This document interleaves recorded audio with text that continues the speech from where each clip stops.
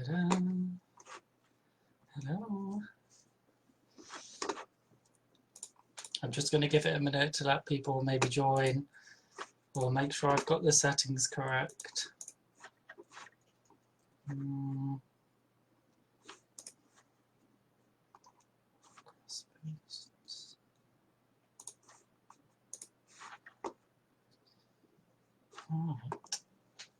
Right, hello everyone.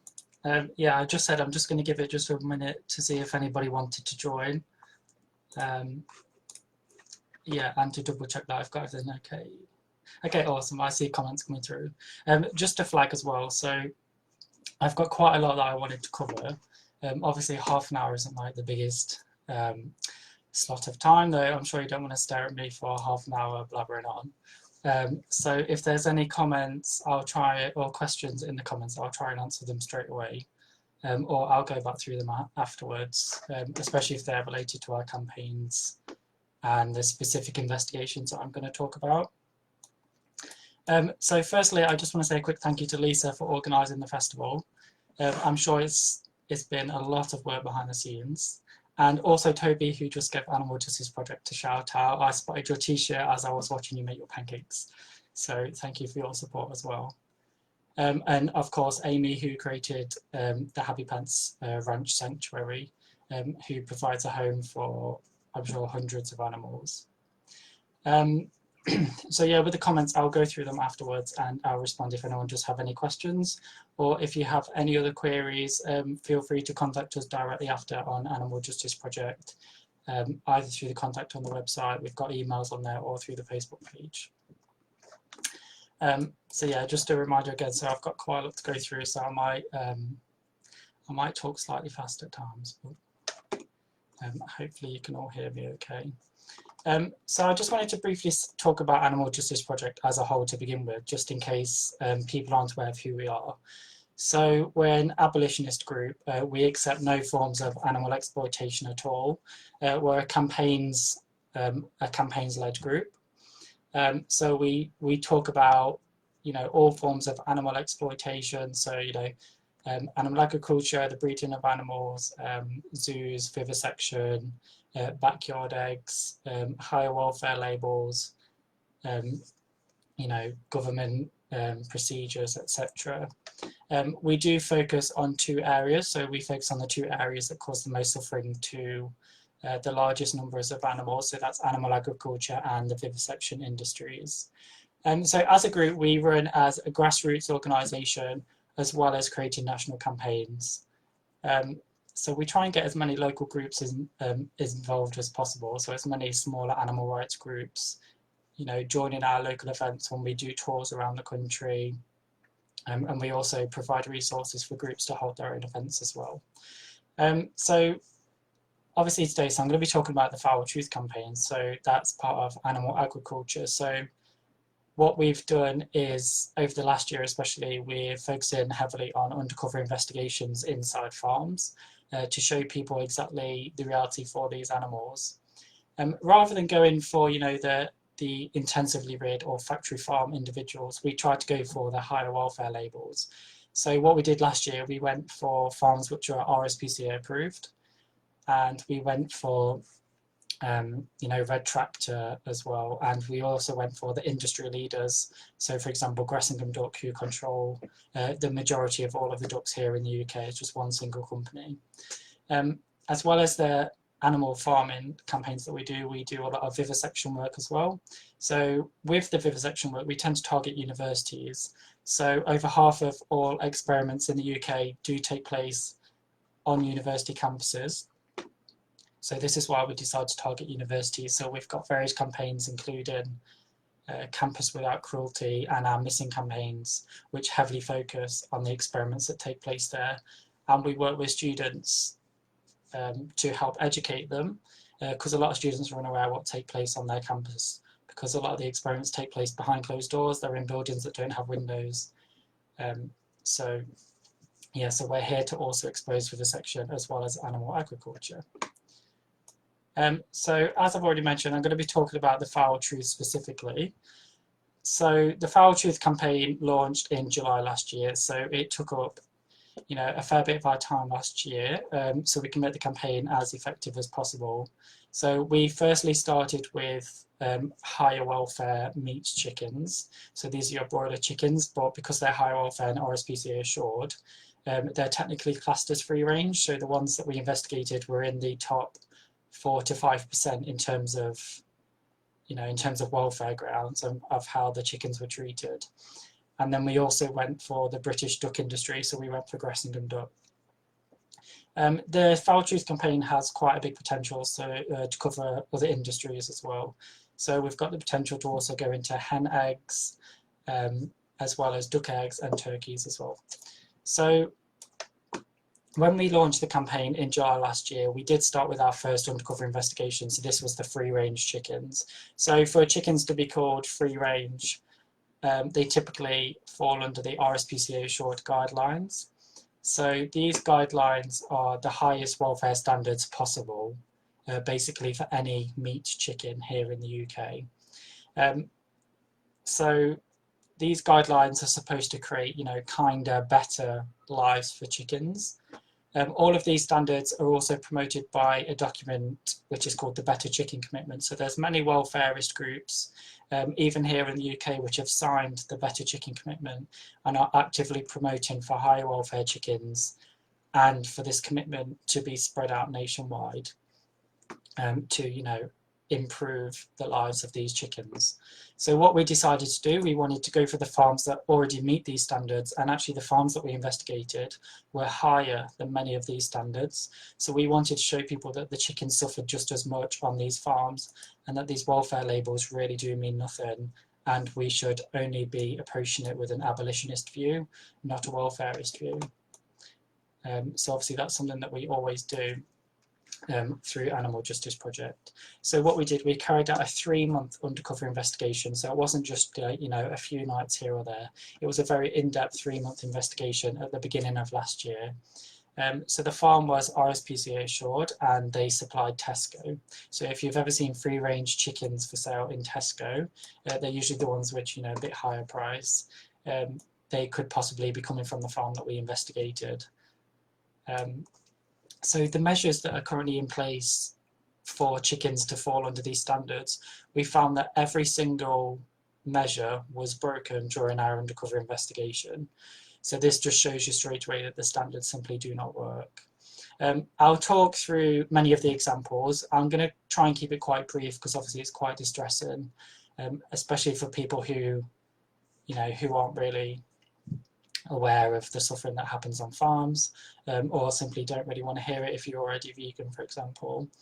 But yeah, I'll briefly go through because I think it's so important that we do talk about this, and it really does expose these higher welfare labels for what they are. So from day one, these chicks started to suffer greatly. So these chicks are usually brought in with stacks of green crates. There's probably 50 to 100 chicks in each of these small crates. We film the workers simply emptying the crates from the height of their own arms. So it was about a height of about 4 foot. And obviously these are day old, small yellow fluffy cute chicks. And they were simply tipping them out on the floor and creating piles and piles of chicks on the floor. Obviously the ones underneath were getting injured. They were also dying. The workers just simply didn't care.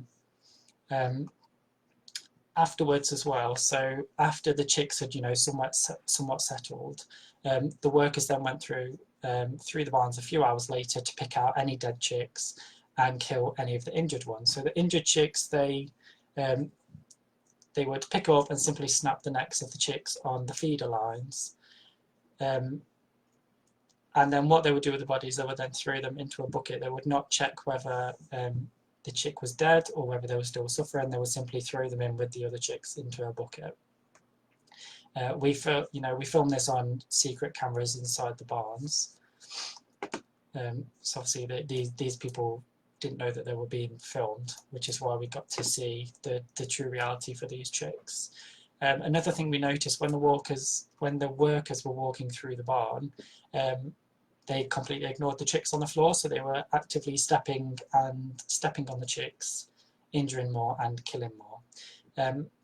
They have to legally note down how many chicks and chickens die each day, and we noted through their paperwork that within the first week alone, just under 500 chicks died in this single shed. This is through, abuse, mistreatment, neglect, etc. And bearing in mind, if any of them do get injured, there's no chance that they'll be offered any medical support at all. They'll simply just be left to die, or they'll just snap the necks of the chicks. So this was seen throughout as the chickens got older, so they were just left to suffer, or they had their necks snapped. Obviously it's very, very horrible to watch, but we noticed that, the workers didn't flinch at all. They were very desensitized to this. And, unfortunately for the chickens, this just meant that they ended up suffering more. The workers were supposed to carry out 3 different welfare checks throughout the day, and they were either not carried out or they were completely insufficient. So we filmed workers entering the barns. They would sit down, possibly be on their phones. We also filmed one worker who kept urinating inside the chicken sheds. Obviously, this is where the chickens are living. They have no escape. It was absolutely disgusting, to be honest. So a few of the other procedures as well. So to be under RSPCA Assure guidelines, these chicks have to be given natural lighting within at least 7 days. And inside a single shed, we film for 28 days, from the day that they entered the barn. And for the entire 28 days, they had no access to natural lighting at all. It was all under artificial lighting. And then on the converse, they're supposed to be given 6 to 12 hours of darkness throughout the evening. So this is so the chickens can adequately rest, which chickens should be able to do. It will help their biological clock. But for a period of 52 hours that we filmed over a few days, there was continuous artificial lighting. So the chickens had no opportunity to rest at all. The likely reason for this is that if you keep chicks and chickens under artificial lighting, it stimulates them to eat more. So therefore we'll get fatter, and overall the company will simply make more money from the individuals. So obviously under RSPCA Assure guidelines, they also have to provide enrichment for these chicks.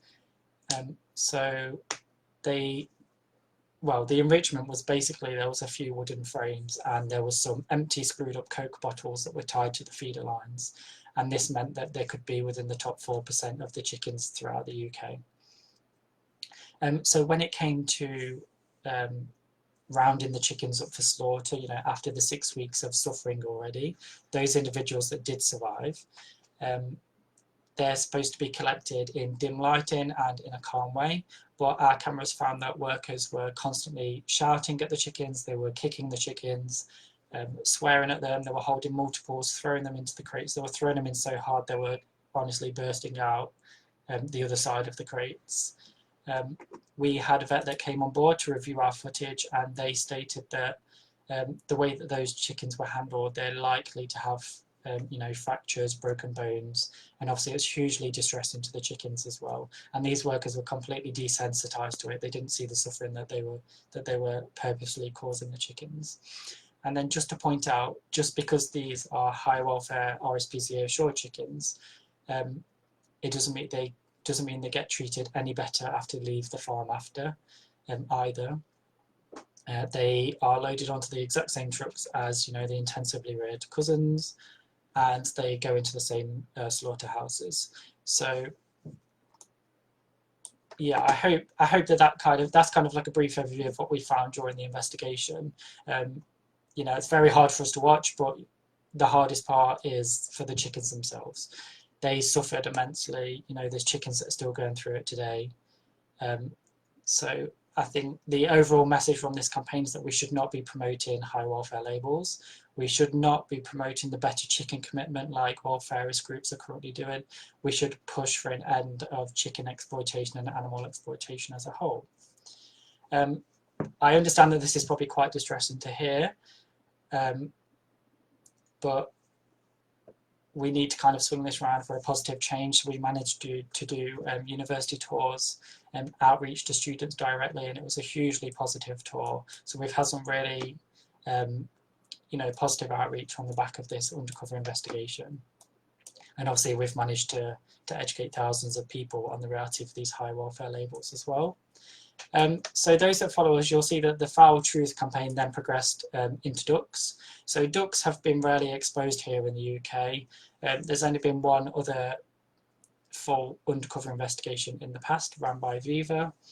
That was many years ago, so we wanted to do a much newer undercover investigation, so we went for Gressingham duck.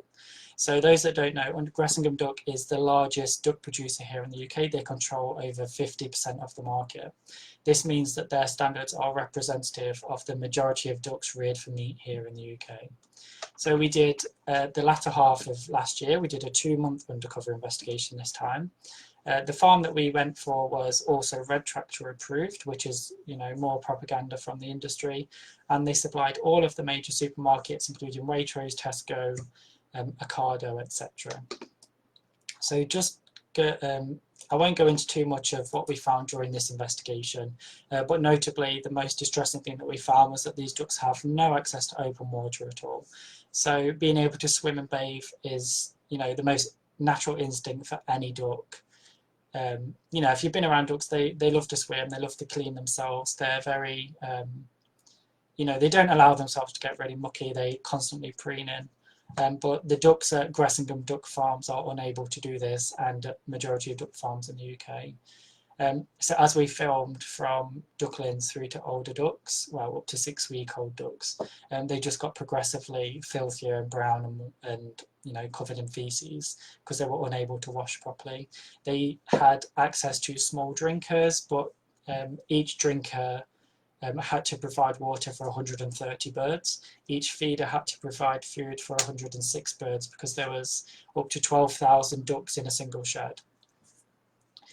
One thing that we noticed as well, which was hugely distressing, you can see it on our undercover investigation videos, but obviously a warning that it is distressing, is the sheer noise inside the barns. So when the younger ducklings are put inside, if you've ever spent time around ducks and ducklings, if they ever get separated, both the mothers and the babies have distress calls, and it's incredibly distressful for us to hear it as well.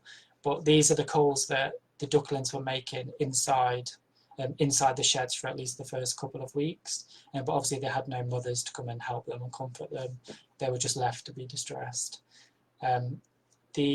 Because they were trying to wash themselves as well after with these tiny drinkers, the bedding became sodden very quickly. And despite the company, well, the workers, putting very little amounts of fresh bedding inside the sheds, it simply made no difference. In terms of checking on the birds, the welfare checks were completely insufficient here yet again. Birds were left for over 15 hours at a time because the welfare checks are squished into such a short period during the day. And then again, what we found here, they were keeping the artificial lighting on, which is a violation of all standards. So they had the artificial lighting on for a 47-hour period. So ducks were made to stay awake for 2 days straight. And again, this is probably to spur them on to eat more. And again, ducks are killed at 6 weeks old. So just a quick roundup of that. So just to flag, both of the companies that we did undercover investigations at, obviously we would love it if they had to shut down, but currently they are both still operating. This shows you that the regulatory boards and these high welfare boards and labels are simply ineffective, and they always side with the animal abusers. No welfare labels can help animals. We must, you know, whilst we're in the process of trying to end animal agriculture, we must get rid of these higher welfare labels as well, because they simply mean nothing. We should not be promoting them whatsoever. You know, RSPCA assured, Better Chicken Commitment, you know, Red Tractor, etc. So going back to what we do at Animal Justice Project, we do a whole array of different actions actually. So we go on the streets, we get local groups involved, we hold outreach events, we do stunts, we lobby the government, we go after these welfare labels, we hold online rallies. We're currently holding weekly online rallies on Thursday evenings as part of a brand new campaign that we're running, and we do various other actions as well. So, you know, we've got petitions, we've got letters that people can send off, you know, just a few clicks of a button on our website. Another important thing that we do at Animal Justice Project is we try and gain as much media as possible, because we can, you know, increase our target audience far more.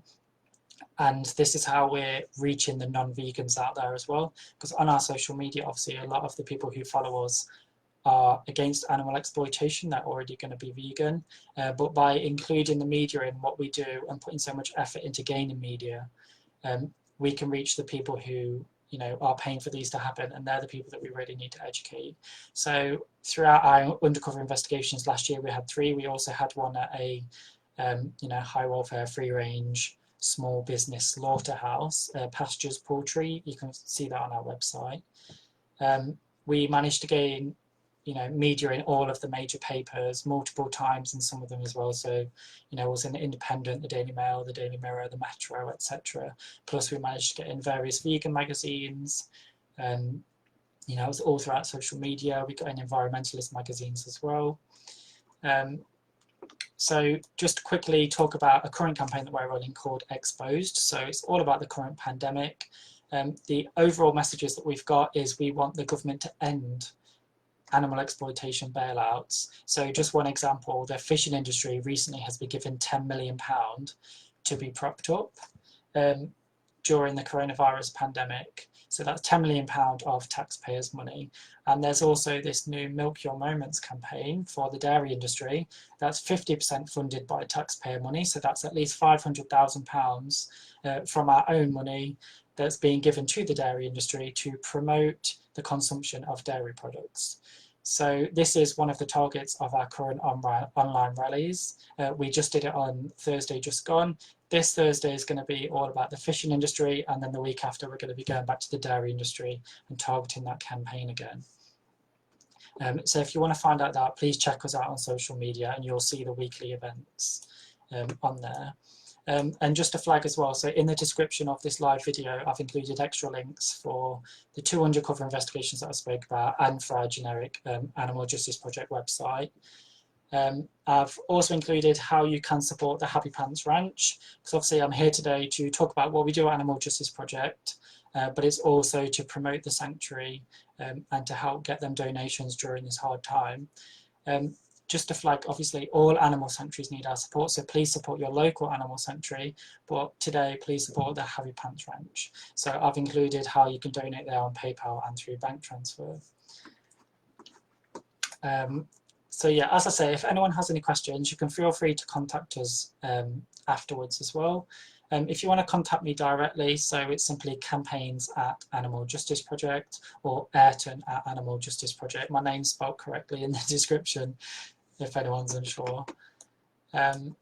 So yeah, I probably got through that slightly faster than I did on my run through.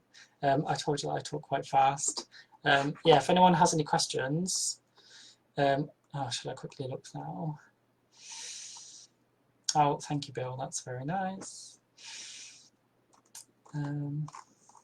Yeah, so if anyone does have any follow-ups, you should be able to find out as much information as possible on the few links provided. But if not, please just send us a message on any of the social media platforms, you know, on Facebook, Twitter, Instagram, YouTube, etc.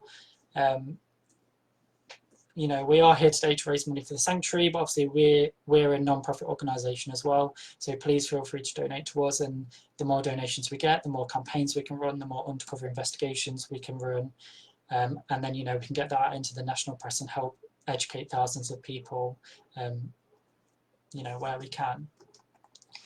So yeah, I'd like to end saying thank you to Lisa again for organising this. It's such a fantastic thing that you've decided to do, and it's much needed for these animal sanctuaries. And again, thank you to Amy for creating the sanctuary and creating a home and putting in so much effort to helping these animals. So I'll leave it there. Please contact us if you need any more information. And thanks again, Toby, for the shout out earlier and your support for Animal Justice Project. Love the t-shirt. And yeah, so if you watch the next live video, there's an awesome music act coming up. So yeah, thank you so much for listening. So I'll see you later.